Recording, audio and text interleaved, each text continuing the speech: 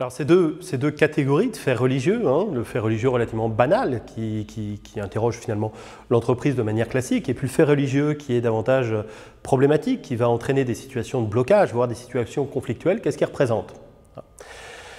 Donc plus de 80% des cas, quasiment 90% des cas, l'entreprise est confrontée aux faits religieux banals. Les faits religieux bloquants, les faits religieux conflictuels représentent 10 à 12% simplement des cas que rencontrent les managers. Voilà. Alors, on va relativiser ce chiffre tout à l'heure avec une typologie des situations managériales dans lesquelles donc, se trouvent les cadres en entreprise lorsqu'ils sont confrontés à la question du fait religieux. Et on verra notamment que derrière ce chiffre de 12% de cas bloquants se cachent des situations qui sont effectivement très bloquées et très conflictuelles. Mais le premier point qu'il faut souligner, c'est quand même que dans près de 90% des cas, la question religieuse, lorsqu'elle se pose, encore une fois, parce qu'on l'a souligné en tout début de vidéo, mais la plupart du temps, les personnes qui sont croyantes et pratiquantes n'amènent pas leur religion dans l'espace de travail. Mais néanmoins, lorsque c'est le cas, 9 fois sur 10, ce sont des cas qui ne perturbent pas plus qu'une autre demande personnelle l'espace de travail et la réalisation du travail. Mais quand même, une fois sur 10, et même un tout petit peu plus d'une fois sur 10 dans les toutes dernières études, ça provoque des blocages, ça provoque des conflits avec des cas qui sont transgressifs et qui perturbent véritablement la réalisation du travail dans l'entreprise. Alors, quels sont les éléments qui vont expliquer une situation de blocage, qui vont expliquer une situation de conflit? On l'a vu déjà, il y a la nature du cas, des cas qui peuvent être transgressifs. Il faut quand même le rappeler, refuser de travailler avec une femme, c'est une faute, c'est une transgression. Refuser de réaliser des tâches, même pour des motifs religieux, c'est quelque chose qui n'est pas acceptable et qui n'est pas accepté ni par le droit du travail, ni la plupart du temps par les règlements des entreprises.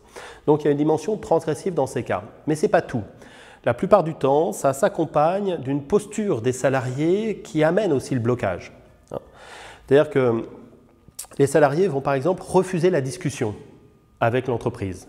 Refuser la discussion avec le manager. Ils vont remettre en cause la légitimité du manager, la légitimité de l'entreprise à venir contraindre leurs pratiques religieuses et ils vont refuser cette recherche d'accommodement raisonnable qui est pourtant bien souvent la clé.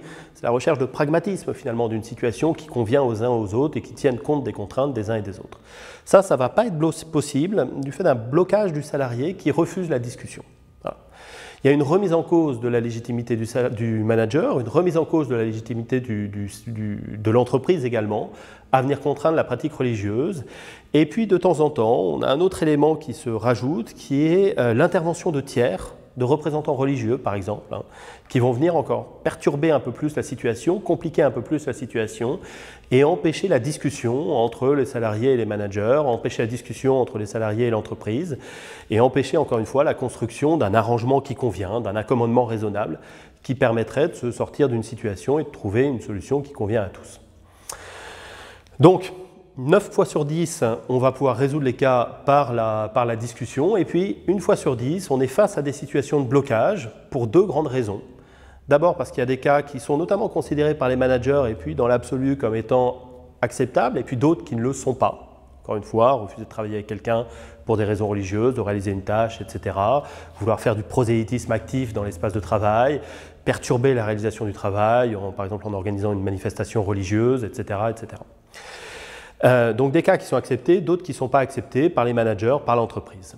Et puis en face de ça, des postures des salariés qui sont parfois des postures de discussion, où je recherche à articuler ma pratique religieuse avec ma pratique professionnelle, 9 fois sur 10, et puis environ 1 fois sur 10, un tout petit peu plus, des postures de blocage dans lesquelles je cherche à imposer ma pratique religieuse à l'entreprise. Je ne reconnais pas la légitimité de l'entreprise et du manager à contraindre ma pratique religieuse, je cherche au contraire à l'imposer. Voilà. Alors ces cas-là sont intéressants parce que c'est eux qui vont être les germes de la radicalisation religieuse lorsqu'elle se présente au travail.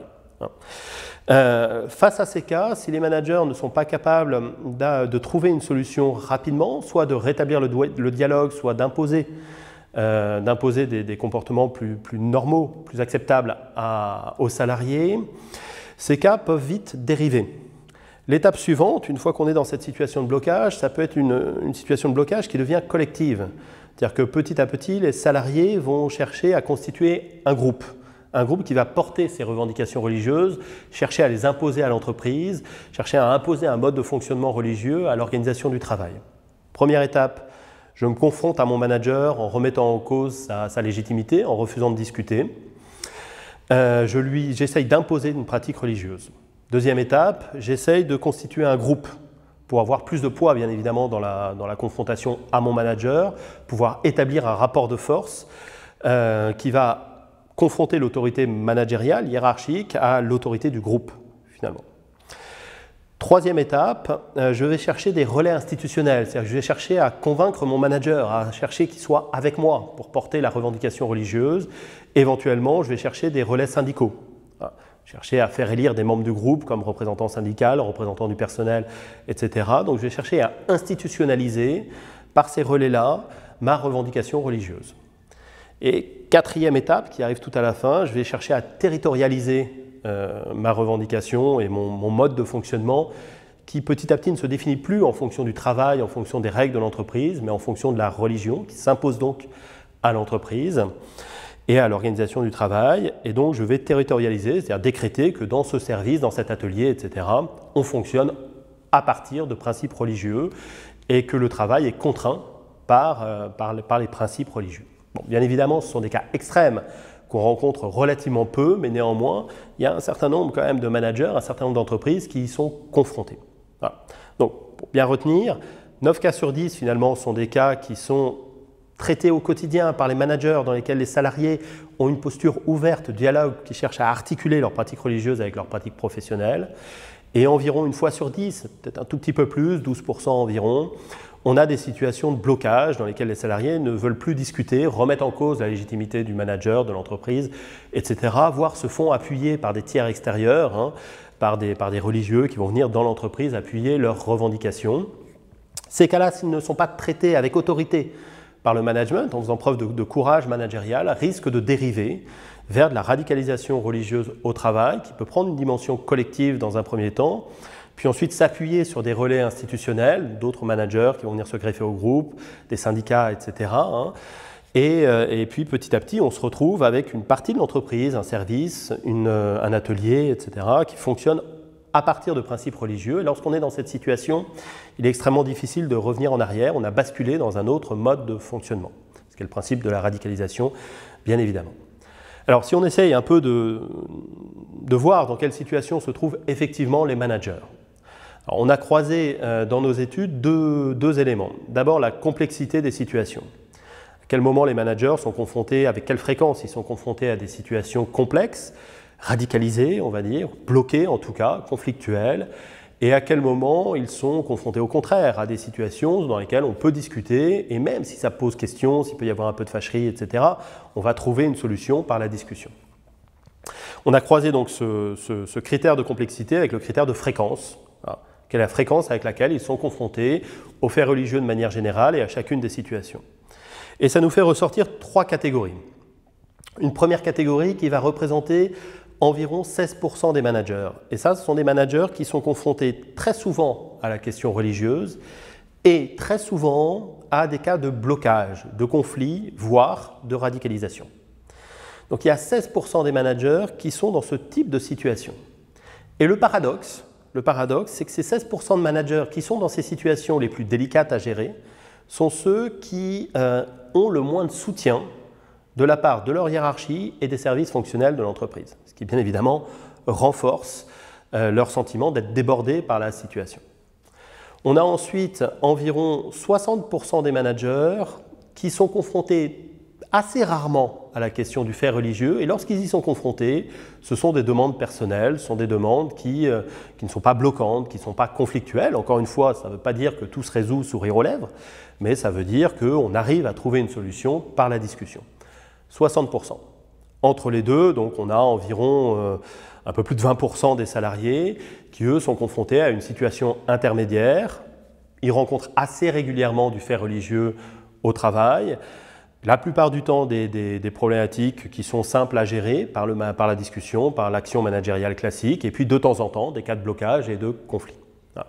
Je crois que c'est important à avoir ces chiffres en tête. D'abord, 60% des managers, finalement, ça ne perturbe pas leur quotidien, ils font simplement du management. De temps en temps, il y a une question personnelle à dimension religieuse qui arrive et ils savent la traiter par la discussion. Ils ont en face d'eux des gens qui ne sont pas des gens bloqués au dialogue, qui ne sont pas des gens fermés à toute discussion, et on arrive à trouver un arrangement qui convient, ce qu'on appelle un accommodement raisonnable.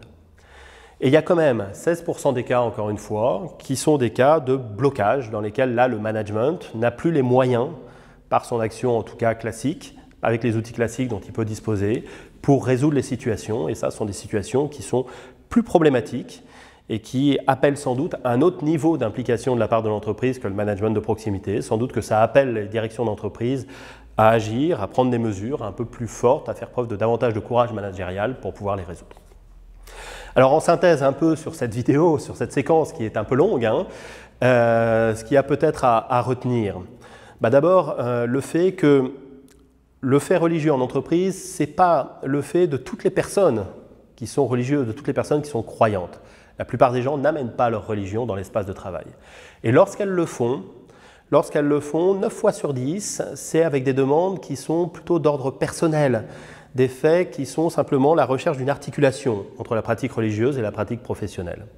Mais il ne faut pas sous-estimer pour autant le fait qu'un peu plus d'une fois sur 10, il y a des situations de conflit, des situations de blocage, parce qu'on remet en cause la capacité, la légitimité de l'entreprise, parce qu'on refuse le dialogue, qu'on refuse la discussion, et qu'on cherche à imposer les principes religieux, imposer sa pratique religieuse à l'entreprise et à faire en sorte que l'entreprise définisse son fonctionnement en fonction de ses principes religieux.